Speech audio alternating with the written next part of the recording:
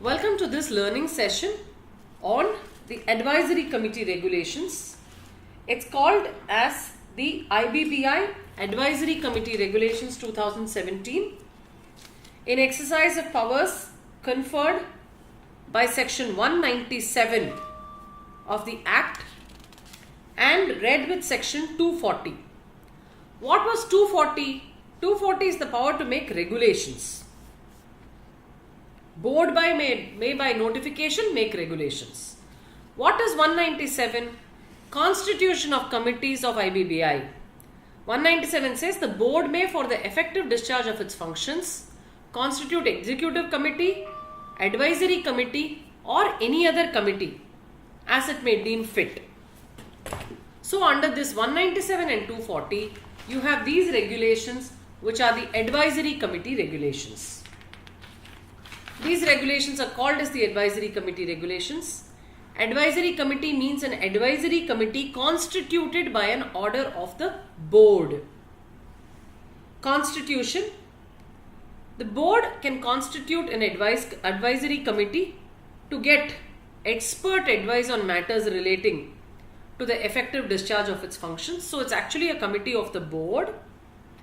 Advisory committee can be formed for corporate insolvency, bankruptcy, individual insolvency and bankruptcy, corporate insolvency and liquidation, individual insolvency and bankruptcy, service providers or any other matters as may be considered expedient. So the advisory committee shall advise the board on any issue under its purview on its own, or shall provide professional support for any issue on a request from the board. Composition. They'll have two kinds of members: professional members, general members.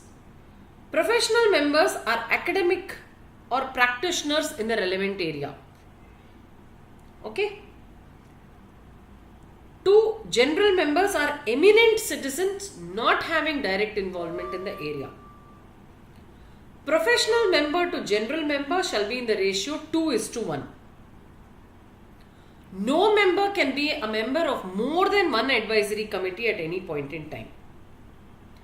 Term of a member is 3 years, but he is eligible for reappointment. One of the general members only can become the chairperson. Just as how in the governing board also an independent member only will be a chairperson. One of its senior officers as secretary to the advisory committee. Meetings shall meet as often as it thinks it's necessary. 50% will be quorum. Secretary shall convene meeting. Chairperson shall decide the agenda for the meeting. Sitting fees 10,000 rupees. Member shall be entitled for reimbursement of his travel and accommodation on par with the Secretary of the Government of India. Conduct. There are 3 specific restrictions on these members of an advisory committee. 1. He shall not communicate to the press or to any other public media on issues that have been considered or under consideration of the committee. 2. Where he is directly or indirectly interested in any issue coming up for consideration, he shall disclose his interest. 3. He shall not take part in any deliberation or discussion of the committee with respect to such business except to the extent of the professional advice if so sought by the committee. So he can't give on other areas. This is a wrap up of the advisory committee regulations. Just in terms of a recap, what are the most important things? Section 197 and 240 is how the advisory committee is made. It's constituted by the board. It shall advise on individual insolvency and bankruptcy, corporate insolvency resolution and liquidation, service providers or such other matters. It can give suo motu advice on the matter that it's aware of or under its expert knowledge, or based on a reference from the board, it shall give professional advice. Advisory committee shall comprise of professional members and general members. Professional members are experts or academicians. General members are eminent citizens not directly involved in that area. Ratio shall be roughly in the ratio of 2:1. Term is 3 years. Entitled to be reappointed, but can serve on only one advisory committee at a time. Any number of meetings as they think fit. One of the general members will be the chairman and one of the senior officers will be the secretary to the committee. 50% is quorum for the meeting. Secretary will handle the conduct of the meeting.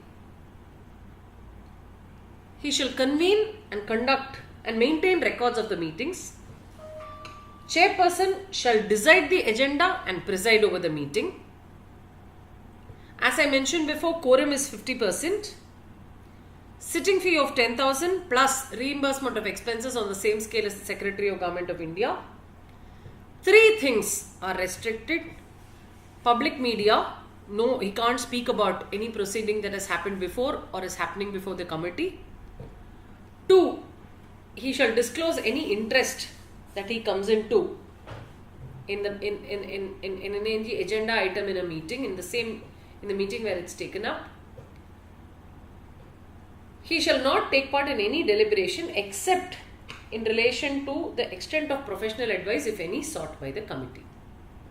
With this, we conclude a very small regulation, which is the regulation on IBBI Advisory Committee Regulations.